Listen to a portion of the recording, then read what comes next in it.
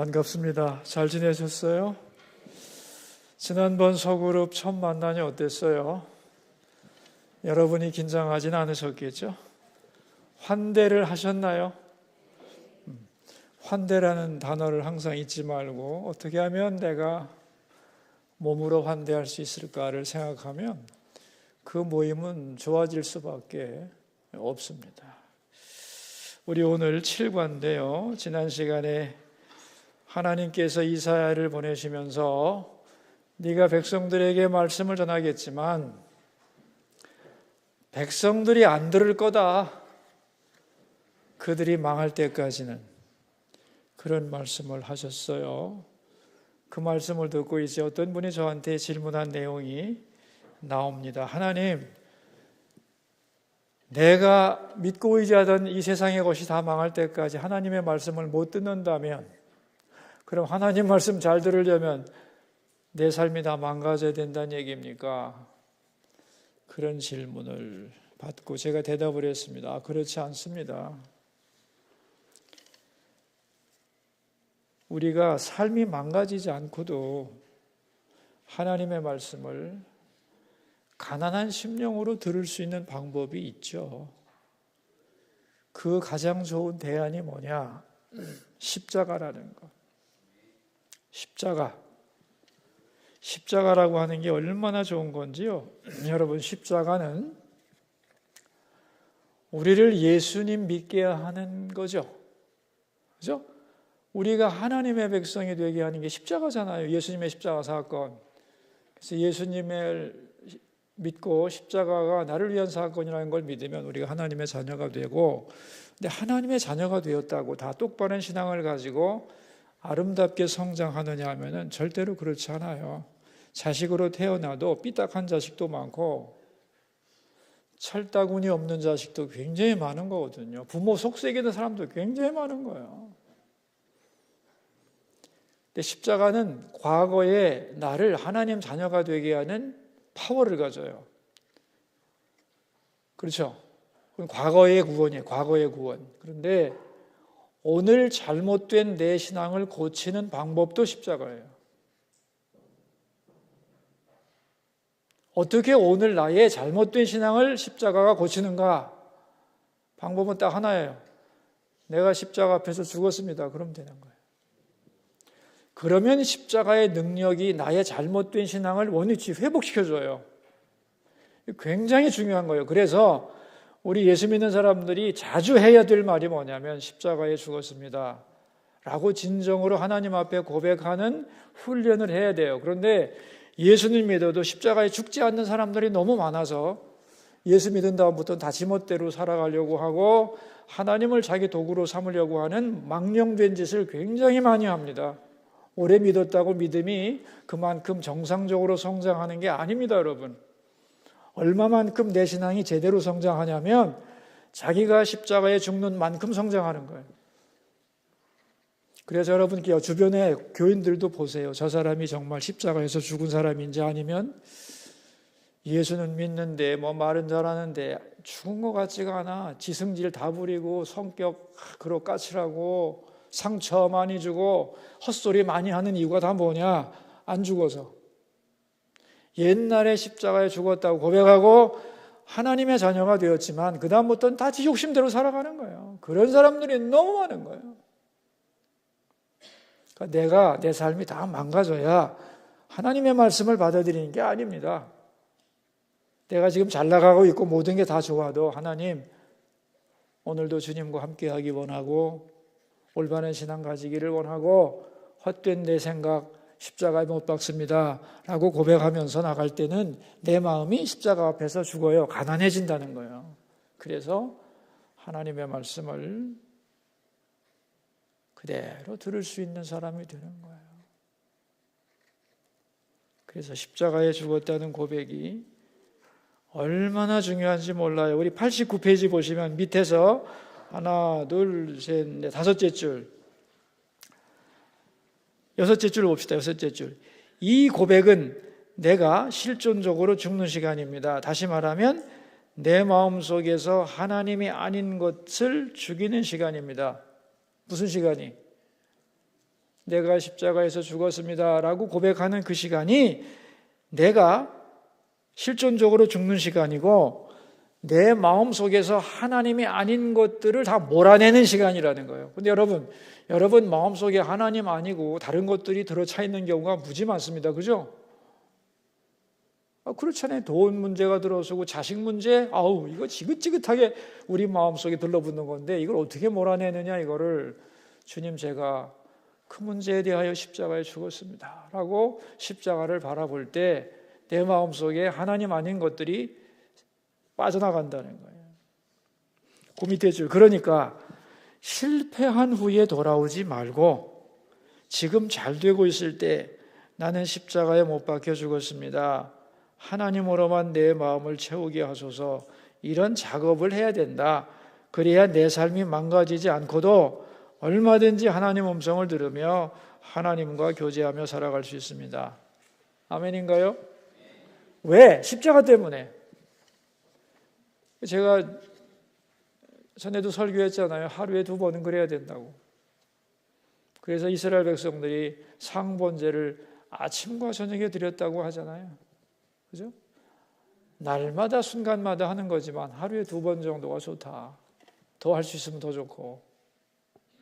그러니까 아침에 일어나서 오늘도 내 생각대로가 아니라 하나님 섬기며 십자가 붙들고 살게 하시고, 저녁 때도 십자가 붙들고 살았나, 그런 자세를 유지한다면 우리가 놓치지 않고, 하나님 놓치지 않고 살아갈 수 있을 거다 생각합니다. 우리 90페이지로 가서, 우시야가 죽은 후 요담을 거쳐서 아하스가 왕이 되었는데, 이 아하스 왕 때의 일이 이사야 7장에 나와 있는데, 이 아하스 왕 때 어떤 일이 벌어졌느냐, 성경 구절을 90페이지 성경 구절 읽읍시다. 우시야의 손자여 요담의 아들인 유다의 아하스 왕 때에 아람의 르신 왕과 르말리아의 아들 이스라엘의 베가 왕이 올라와서 예루살렘을 쳐으나 능히 이기지 못하니라. 아람 왕과 이스라엘, 북이스라엘의 왕이 연합작전을 벌여가지고 남유다를 쳐들어왔다, 그런 얘기입니다. 그러니까 르신과 베가가 아하스를 공격했다, 그런 얘기죠. 왜 이제 그 두 나라가 유다를 공격했냐 하면 그 밑에 문단에 나오죠. 북쪽에 있는 아수르가 너무 강해서 그 아수르 밑에 있는 아람과 북이스라엘이 아수르를 상대하려니까 너무 힘들어가지고 연합하자, 우리 작은 나라끼리 힘을 모으자, 그리고 남쪽에 있는 유다까지 너도 해서 3개국이 힘을 모아서 아수르를 대항해야 뭐 게임이 되지, 이렇게 해가지고 남유다의 아하스 왕에게 우리 같이 반 아수르 정책을 펴자 그랬는데, 아하스가 싫어, 나는 친 아수르 정책을 펼 거야, 이렇게 됐다는 거죠. 그러니까 두 나라가 걱정이 된 거죠. 우리 작은 두 나라가 합쳐서 아수르 이기기도 어려운데 뒤에 있는 남유다가 아수르를 좋아한다니. 그러니까 차라리 유다를 멸망시켜버리고 합병한 후에 아수르에 대항하자, 이렇게 해서 북이스라엘과 아람이 연합작전을 펴서 남유다 아하스를 침공했다는 거예요. 이해되시죠? 네.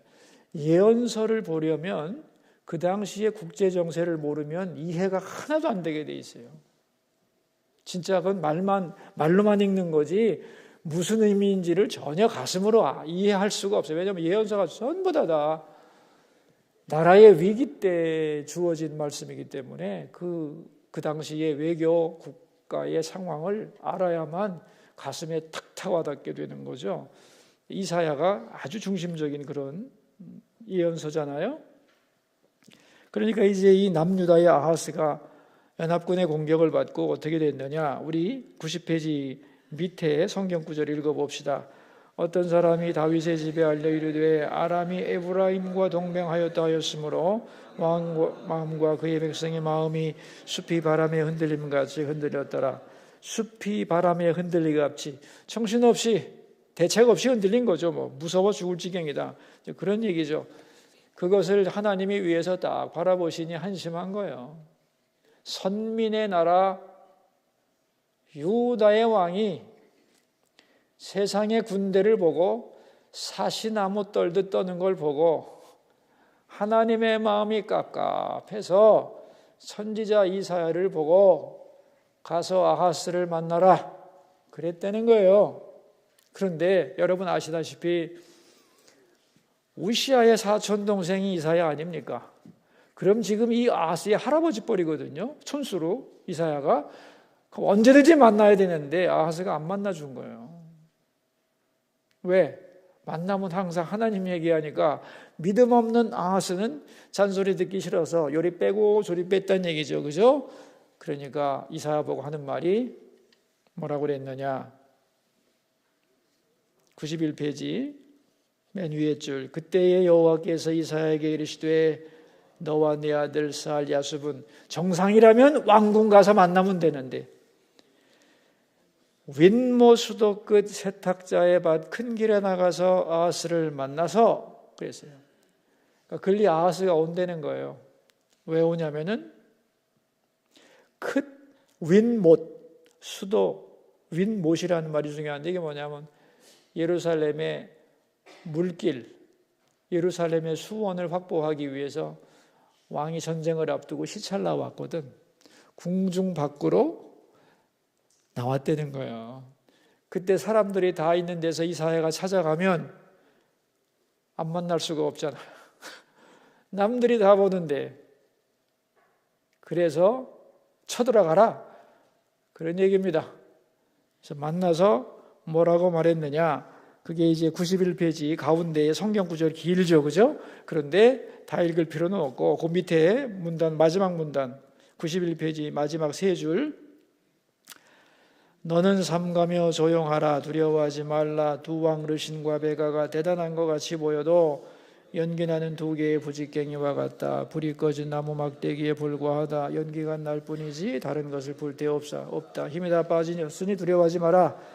그들은 너를 폐위시키고 다부엘의 아들을 허수아비 왕으로 세워서 조종하겠다고 계획을 세웠다. 그러나 그들의 시도가 성공하지 못할 것이다.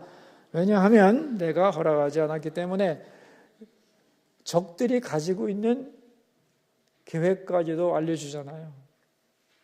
그러면서 그들은 65년 내에 망할 거다. 그러니까 너 두려워하지 말고 흔들리지 마라. 그러면서 중요한 말씀을 해주는 거예요. 두려워하지 않고 굳게 설 수 있는 비결을 하나님이 이사야를 통해 말씀하시는 거예요. 여러분 이거는 인생의 진리입니다. 두려울 때마다 두려움을 이길 수 있는 비결입니다. 성경 구절이에요. 92페이지 읽습니다. 에브라임의 머리는 사마리아여 사마리아의 머리는 르말리아의 아들이니라. 만일 너희가 굳게 믿지 아니하면 너희는 굳게 서지 못하리라 하시니라. 즉 굳게 서려면 어떻게 하면 돼요? 굳게 서려면 굳게 믿어야지. 뭐를? 하나님 말씀을. 여러분 세상이 두렵잖아요. 그죠? 그래서 흔들리는 거잖아요. 지금 세상을 보면서. 그런데 세상보다 하나님이 더 크잖아요. 그죠? 아니 세상을 보면서 두려워하지 않을 인간이 있습니까? 여러분 세상 무섭습니다. 진짜 살벌한답니다. 세상 그야말로 무서운 데죠. 세상이.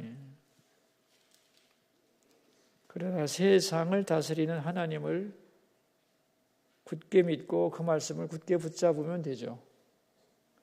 그거 없이 담대해지겠다? 착각이지. 그건 마약 먹은 겁니다. 그거 뿅 간 거예요. 어떻게 정상적으로 세상을 보면 두렵지 않을 수가 있냐. 세상을 여러분 알면 알수록 더 두려워져요. 무지무지한 됩니다. 세상. 우리가 뭐 안전한 행동 반경 속에서 사니까 뭐 별거 있어 이러지 마. 천만의 말씀이요. 자, 그래서 하나님 말씀을 굳게 믿어야 설 수 있다고 말하면서 우리 92페이지 보시면 자, 이제 아하스의 상황을 그림으로 나타내 주고 있는 거예요. 자, 지금 아하스 앞에는 두 가지가 있습니다. 찾았어요? 읽읍시다. 눈에 보이는 적들과 그들이 별것 아니라고 하시는 하나님의 말씀입니다. 전쟁과 하나님의 말씀입니다. 둘 중에 어느 것을 바라보는 것이 쉬울까요?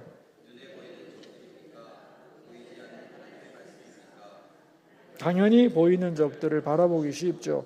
우리 인간은 감각의 세계에 살고 있기 때문에 눈에 보이고 손으로 만질 수 있는 것에 마음을 빼앗기가 쉽습니다. 이걸 하나님이 아십니다. 그래서 아하스에게 뭐라고 그랬느냐? 징조를 구하라 그랬어요.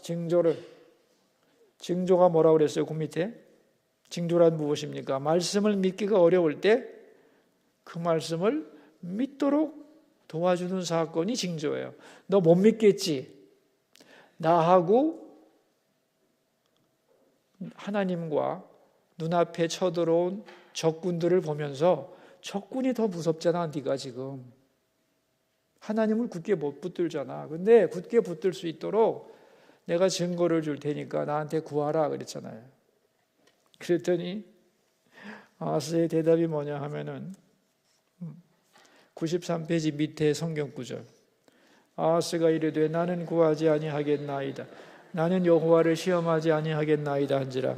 이게 거짓말이라는 거예요. 징조를 구하지 않겠다. 나 하나님 시험하고 싶지 않아서. 여러분, 이게 하나님을 시험하려고 시험하지 아니하는 믿음인가요? 구하려는데 이 말이 무슨 얘기냐면 우리말로 아주 쉽게 표현할게요. 됐거든요. 그만하세요. 내 눈에는 적군들만 보입니다. 눈에 안 보이는 하나님 믿고 어떻게 저 적군을 무시하란 말입니까? 말도 안 되는 소리지. 나는요, 적군의 모습이 내게 와닿습니다. 하나님보다는. 그런 뜻이에요. 그러자 이사야가 하나님의 마음을 말씀으로 표현하잖아요. 94페이지에 이사야가 이르되 다윗의 집이여 원하건대 들을지어다. 너희가 사람을 괴롭히고서 그것을 작은 일로 여겨 또 나의 하나님을 괴롭히려 하느냐. 너희가 사람을 괴롭혔다는 말은 뭐냐면 왕들이 정치 잘못해가지고 백성들이 죽을 고생하고 있다는 거예요. 지금 믿음의 바른 길로 이끌면 백성이 편안할 텐데 이 믿음 없는 왕들이 헛짓을 하다 보니까 백성도 죽을 고생인데 백성들 고생시키더니 나까지 괴롭게 하냐? 이런 얘기죠. 그러면서 이제 친히 징조를 주신 말씀이 94페이지 가운데 두 번째 징조 아니에요, 그죠? 그 징조가 이제 굉장히 많은 오해를 가져오고 또 신학적으로 논쟁이 되는 부분인데 우리 한번 읽어봐요. 그러므로 주께서 친히 징조를 너에게 주실 것이라. 보라, 처녀가 잉태하여 아들을 낳을 것이요 그의 이름을 임마누엘이라 하리라. 이 말씀이 주어지고 이게 예수님 탄생의 예언이다 이렇게 얘기를 하잖아요, 그죠? 지나간 얘기지만 이사야 7장 설교를 한 번 제가 했는데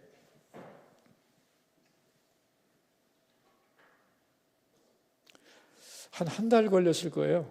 준비하는데.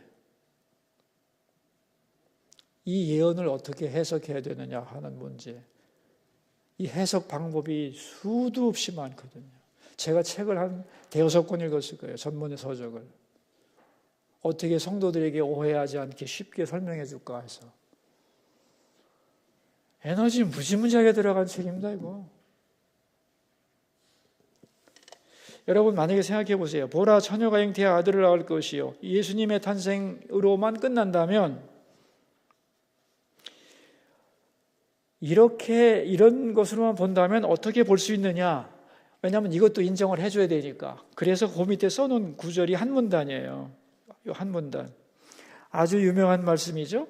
보라, 처녀가 잉태하여 아들을 낳을 것이요 그 이름을 임마누엘이라 하리라. 예수님 탄생에 대한 예언입니다. 예수님 탄생에 대한 예언이라면 이렇게 볼 수 있다는 거예요. 긍정적으로 볼 때 한번 읽어봅시다.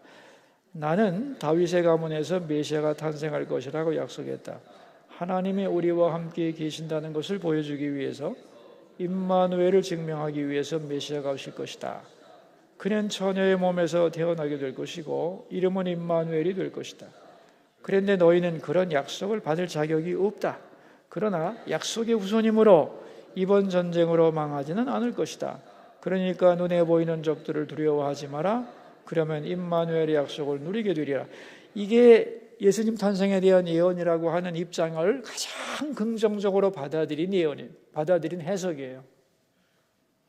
그런데 그렇게 받아들인다 할지라도 모순이 뭐냐 하면은 지금 이 예언이 이루어졌을 때와 예수님의 탄생은 700년의 차이가 있어요. 700년의 차이가. 이 예언하고 700년 후에 예수님이 오셨거든. 자, 그러면은 지금 전쟁에 나가지고 다리가 후들후들 떨리고 있는데 700년 후에 메시아가 오실 거다라고 얘기한다면 700년 후에 메시아가 오셔가지고 구원할 거니까 지금 나라가 망하지 않겠지. 그게 대답이 될 수 있느냐는 거예요. 지금 한시가 급한데. 그래서 이것이 다는 아니다. 궁극적으로는 이것을 위한 말씀이지만 더 빨리 이루어지는 내용이 있어야 된다는 거죠. 그게 95페이지예요. 그러므로 이 위대한 임마누엘 메시아가 오시는 것을 믿을 수 있게 되기 위하여 더 빠른 징조를 주시는데 그게 뭐냐?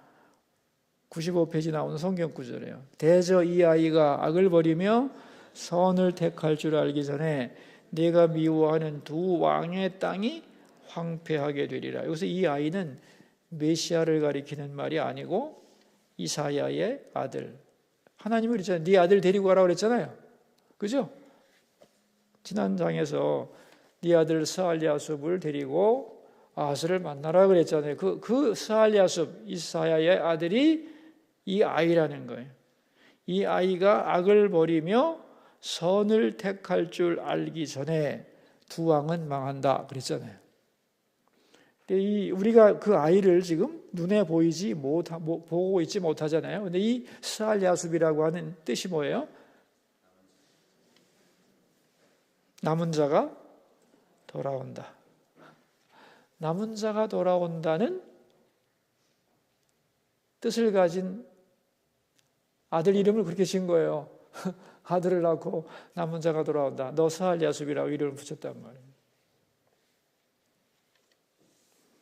그러니까 이제 왕을 만났으니까 왕이 이 아이가 누구냐? 제 아들 스알랴숲입니다. 그러니까 이스라엘 사람들이니까 뜻을 알 거 아니에요? 스알랴숲? 이름이 이상하네. 남은 자가 돌아온다니 이게 무슨 말인가? 이제 이사야가 얘기하는 거죠. 그렇습니다. 하나님께로 돌아오십시오. 하나님은 이 나라를 구원하기 원하십니다. 그래서 영원한 메시아를 보낼 겁니다. 그걸 믿으세요. 그것이 너무 멀다면 이 아이가 악을 버리고 선을 선택하기 전에 두 나라가 황폐하게 될 것입니다. 이 말씀을 믿고 흔들리지 마세요. 이대로 될 겁니다. 악을 버리고 선을 선택한다는 것은 무슨 뜻이냐? 이것도 해석이 다양하죠. 그죠? 그런데 대표적인 게 두 가지가 있다는 거예요. 첫째는 선악을 판단할 수 있다는 것이냐 아니면 철이 난다는 뜻이냐. 1번은 선악을 구별할 수 있는 나이. 그게 다 대여섯 살. 여러분 대여섯 살에 왜 학교 가죠? 학교 가는 이유가 뭘까요? 공부할 수 있는 능력이 갖춰졌다는 거예요.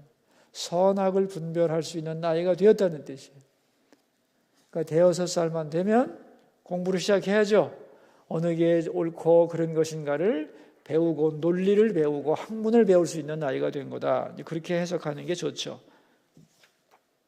자, 그래서 이제 스알랴숲이 몇 살인지는 모르지만 이사야가 예언한 후에 얼마 후에 두 나라 왕이 죽었냐? 96페이지 둘째 줄 3년 있다 죽었다는 거예요. 베가는 호세아라는 사람이 반역을 일으켜 살해하고 레시는 아수르가 다메섹을 침공해서 죽였다. 그러니까 3년 안에 예언이 성취되었으니까 스알랴숲은 서너 살 되었을 것이고 선악을 분별할 수 있는 나이는 6, 7세 때가 되는 거다. 그런 얘기죠. 그러니까 이게 무슨 말이냐면은 700년을 예언하는 것 같지만 사실은 3, 4년 앞을 예언한 것이었고 그런 얘기죠. 근데 3년 후도 길다면 또 어떤 입장이 있느냐 하면은 얼마 전에 즉 요담 선왕 때에 요담 왕 때에 북이스라엘과 남유다가 전쟁을 했는데 북이스라엘이 이겨가지고 남유다의 백성 20만 명을 포로로 잡아갔는데 이스라엘의 선지자라는 사람이 이러면 안 된다. 하나님이 진노하시니까 돌려보내라. 그래서 남은 자들이 돌아왔다는 거예요. 이런 얘기죠. 이사야가 이제 아들을 낳고 스알랴숲 남은 자가 돌아오리라 그랬는데 그 얼마 후에 그 일이 벌어진 거죠. 북이스라엘과 남유다의 전쟁에서 이미 스알랴숲이라는 이름은 이루어졌고 그런 얘기죠. 여기서 이제 96페이지 마지막 문단인데 같이 한번 읽어봐요. 여기서 예언의 메커니즘이 나옵니다. 이미 성취된 것을 통해서 바로 앞에 있는 일을 믿게 되고 그 일을 통해 더 먼 미래의 일을 믿게 되는 것입니다. 스알랴숲이라는 이름이 이미 성취되었습니다. 이제 스알랴숲을 통해서 앞으로 몇 년 후의 예언도 이루어질 것을 믿을 수 있습니다.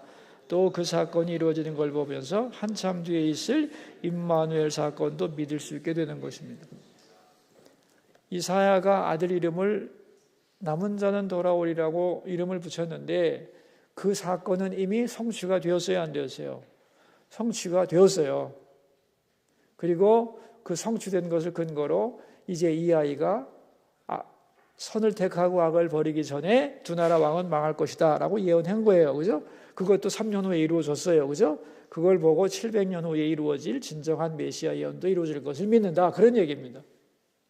다시 말하면 하나님은 예언을 하시면서 먼 미래의 예언만 하는 게 아니고 최종적인 그 예언의 진짜 의미는 먼 미래에서 이루어질 예수님 오심의 탄생을 예언하는 것이라 할지라도 그 예언을 믿을 수 있는 징검다리 사건을 항상 주신다는 거예요. 그래서 그 작은 것을 믿고 작은 것을 믿으면서 먼 미래를 믿을 수 있도록 그렇게 도와주시는 것이 예언의 메커니즘이다. 그렇게 이해를 하시면 될 거예요. 재미있는 내용인데 좀 복잡하죠? 자, 우리 그건 그렇고 97페이지로 가서 그런데 이제 말씀을 믿으면 굳게 선다고 했는데 말씀을 믿지 못하고 하나님을 붙잡지 못하고 눈에 보이는 군대 아수르를 의지하면 어떻게 되겠느냐? 성경 구절 읽읍시다. 97페이지. 그날에는 주께서 하수 저쪽에서 세어내어 놓은 삭도 곧 아수르 왕으로 내 백성의 머리털과 발털을 미실 것이요 수염도 깎으시리라. 털을 밀어버린다는 게 뭐냐면요, 노예가 된다는 뜻이에요. 그 당시에 그 중동 사람들 수염 많이 나죠. 수염 기르는 걸 대단한 자부심을 가지고 남성의 그 매력이라고 생각하는 사람들인데 노예가 되면 밀어버립니다. 머리도 밀고 수염도 밀어버리는 거예요. 너 아수르 믿어? 그럼 아수르가 말이지 너 노예 삼을 거야, 이런 얘기예요. 그러니까 아수르 믿지 말고 하나님 말씀 믿고 네가 담대하면 아수르 의지하지 않고 있으면 안전할 거야 라고 얘기해 준 거잖아요. 그죠? 근데 아하스는 어떻게 했느냐? 97페이지 가운데 성경 구절입니다. 아하스가 아수르 왕 디글랏빌레셀에게 사자를 보내어 이르되 나는 왕의 신복이요 왕의 아들이라. 이제 아람 왕과 이스라엘 왕이 나를 치니 청컨대 올라와 그 손에서 나를 구원하소서 하고 아하스가 여호와의 성전과 왕궁 곳간에 있는 은금을 내어다가 아수르 왕에게 예물로 보냈더니 말씀대로 했어요, 안 했어요? 이사야가 전한 말씀대로 했어요, 안 했어요? 안 했어요. 왜? 눈에 보이는 군대가 무서운 거죠. 그걸 더 의지하는 거죠, 하나님보다. 그래서 성전에 있는 금그릇, 은그릇, 금맥기한 것까지 다 뺏겨다가 적군에게 바칩니다. 진짜 여러분, 우리가 우리가 상상력을 발휘해서 이걸 보고 있는 하나님의 기분이 어떻겠어요?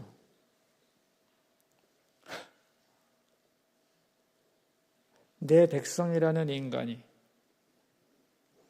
선민의 왕이, 내가 내 손자를 보내서 야, 그 군대가 대단한 것 같지만 내가 나를 굳게 믿고 마음의 담대함을 가지면 그냥 가만히만 있으면 돼.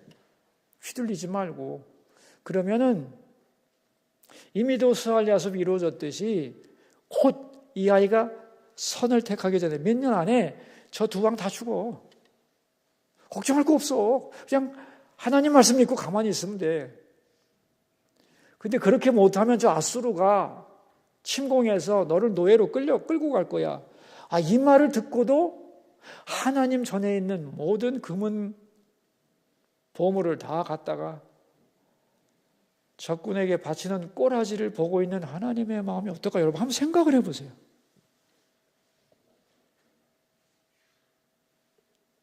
지금 이게 이제 예언서 7장의 얘기인데 이게 정말 여러분이 이렇게 들어보니까 좀 심각하죠? 네?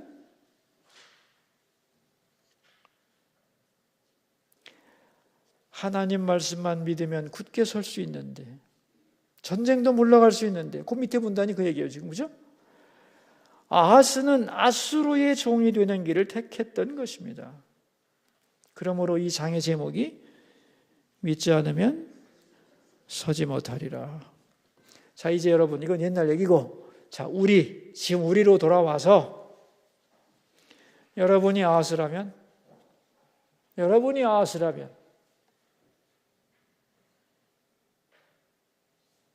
여러분이 아하스라면 아하스에게는 이사야가 있었잖아요. 오늘도 성전에서 말씀 안 들려오나? 안 들려옵니까? 들려오죠. 자, 내 앞에 있는 내 마음을 흔드는 현실과 하나님의 종이 전해주는 하나님의 말씀이 있어요. 둘 중에서 어느 것을 붙들어야 되느냐 하는 거예요. 여러분을 근심하게 하는 문제가 있고 하나님의 말씀이 있을 때 나는 어느 것을 붙잡을 건가? 선택해야 되는 거예요. 똑같습니다. 그런데 하나님의 말씀을 붙잡고 하나님께로 가면 내 앞에 있는 그 큰 문제가 연기나는 부직갱이에 불과하다는 거 아니에요? 그죠? 뭐 대단할 것 같지만 연기만 날 뿐이지 나를 못 태운다는 거예요. 힘 못 쓴다는 거예요, 나 앞에서. 하나님을 붙잡으면. 자, 그래서 이제 이걸 신학적으로 정리를 하면 98페이지입니다. 98페이지 두 번째 문단, 넷째 줄. 두 번째 문단이 넷째 줄에 있어요. 하나님은 우리와 함께 하십니다. 임마누엘이 하나님이십니다. 그런데 이 약속이 진정으로 이루어지려면 어떻게 해야 합니까? 예를 들면 어떤 분이 나와 함께 하십니다. 내 옆에 계십니다. 그런데 나는 그분을 쳐다보지도 않고 관심도 없습니다. 그렇다면 그분이 나와 함께 하고 있어도 내게는 함께 하는 것이 아닙니다. 그분이 나와 함께 하는 것을 느끼려면 나도 그분과 함께 해야 합니다. 그분에게 관심을 가지고 쳐다보고 그분에게 마음을 들여야 합니다. 그러므로 임마누엘은 언제나 우리에게 선택을 요구합니다. 네 마음을 누구에게 줄 것인가? 하나님께 내 마음을 드리면 하나님이 나와 함께 하신다는 임마누엘을 경험할 수 있습니다. 그 결과 굳게 설 수 있습니다. 그러니까 이런 얘기입니다. 우리는 항상 하나님이 왜 나와 함께 계시지 않나 이렇게 얘기하잖아요. 왜 하나님이 임마누엘 안 하시는가 하는데 천만의 말씀, 하나님은 언제나 임마누엘 하신다는 거예요, 우리하고. 문제는 우리가 하나님의 임마누엘을 인정하지 않고 하나님과 임마누엘 하려고 하지 않는 거예요. 딴 데 쳐다보고 세상의 마음을 빼앗겼다는 거예요. 그게 문제라는 거예요.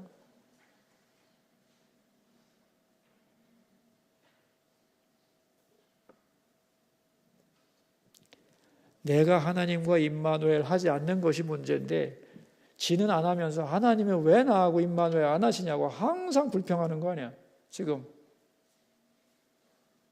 그래서는 안 되는 거예요. 그래서 아주 간단하게 말하면 이렇게 정리하면 좋겠어요. 임마누엘에 응답하라. 네? 임마누엘에 응답하라. 하나님은 임마누엘 하셔. 네가 하나님과 함께 하느냐의 문제야. 근데 하나님 원망만 하지 너는 진짜 마음을 하나님께 안 두잖아. 네 앞에 있는 일에만 관심 갖고 걱정하고 마음 뺏기고. 자, 그 밑에 줄에 우리 앞에는 언제나 두 가지 현실이 있습니다. 찾으셨어요? 하나는 우리의 마음을 빼앗고 두렵게 만드는 일입니다. 또 하나는 하나님의 말씀입니다. 문제에 내 마음을 두면 우리는 숲이 바람에 흔들리는 것 같이 정신을 못 차릴 것입니다. 그러나 그때에도 보이지 않는 하나님의 말씀 임마누엘의 징표를 붙들어야 합니다. 하나님이 나를 사랑하시는 최고의 징표가 뭘까요? 십자가입니다. 십자가를 붙들어야 됩니다. 그래서 십자가 앞에서 세상을 향해 두려워하는 마음이 죽었다고 고백하고 다시 하나님으로 마음을 채워야 하는 거죠. 마지막 문단, 보이는 현실이 아무리 커도 거기에 마음을 빼앗기지 말고 언제나 십자가를 바라보고 하나님 사랑에 마음을 두고 살아야 합니다. 그럴 때 큰 사건은 연기나는 부직갱이에 불과한 것이 되고 맙니다. 굳게 믿지 않으면 굳게 서지만. 왜 십자가를 붙들어야 되느냐 하면 십자가를 붙들 때 죽잖아요. 아니 죽은 사람 앞에서 무슨 큰 사건이 있겠어요. 아무 상관도 없지.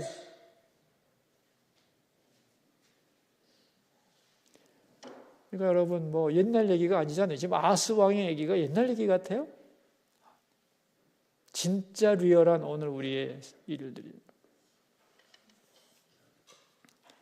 그래서 마지막 우리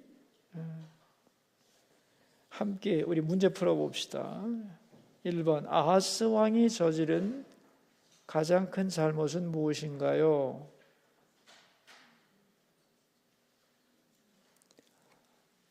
아람과 북이스라엘 연합군을 보고 두려워한 거죠.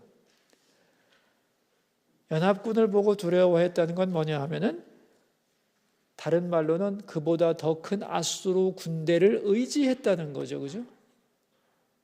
그렇죠?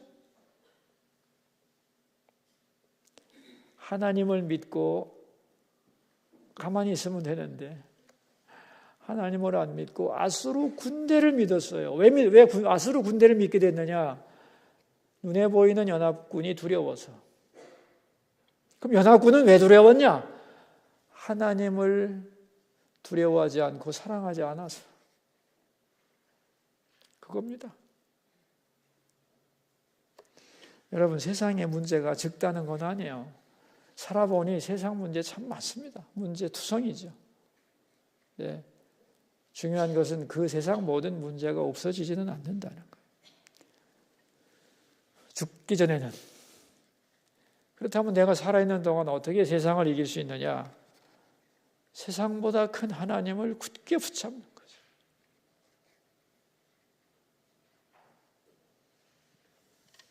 두 번째 문제요. 스알야숲의 이름이 성취된 것을 통해 알 수 있는 예언의 메커니즘은 무엇인가요? 이건 우리 성도들에게 물을 문제가 아니라 신학자들이나 신학생들한테 물어야 되는데. 아까 얘기했죠. 이미 성취된 것을 통해서 바로 앞에 일을 믿게 하고 또 그 바로 앞에 일을 보면서 먼 미래를 믿게 하는 거다. 하나님은 항상 징검다리를 주신다. 자, 우리 3번. 우리에게 주어진 두 가지 현실은 무엇인가요? 여기서 우리는 무엇을 선택해야 할까요? 그리고 그 결과는 무엇인가요? 두 가지 현실. 눈에 보이는 일과 하나님. 이게 두 가지 현실이에요. 근데 어디에다가 더 많은 비중을 두느냐, 그 비중 두는 것이 진짜 현실이 되고 나머지는 사실이 되는 거예요. 그래서 하나님이 현실이 되면 세상 모든 일은 사실이 되고, 그죠? 세상 일에 마음을 두면 세상이 현실이 되고 하나님은 사실이 되는 거죠. 현실과 사실의 차이가 뭔지 알죠? 사실은 있는 건데 나하고는 아무 관계가 없는 거예요. 북한에 어떤 사람이 감옥에 가서 매를 맞는데 그건 사실인데 나하고는 관계가 있어요, 없어요? 내 현실과는 아무 상관없잖아요. 그게 사실이라고.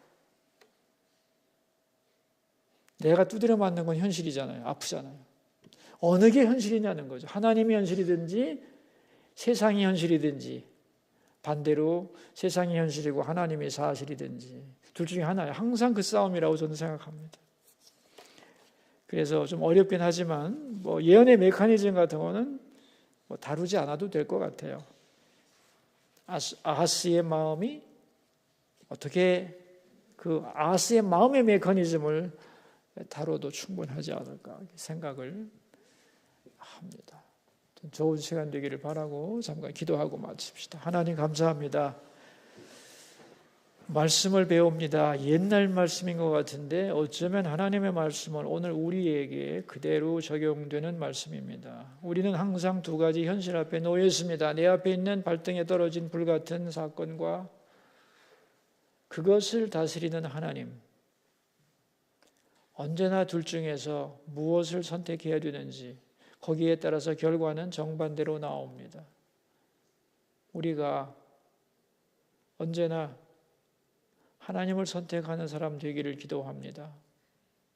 그래서 하나님을 붙잡고 이 엄청난 현실이 그 앞에서 사시나무 떨듯 떠는 게 아니고 연기나는 부직경이 두 개에 불과하다.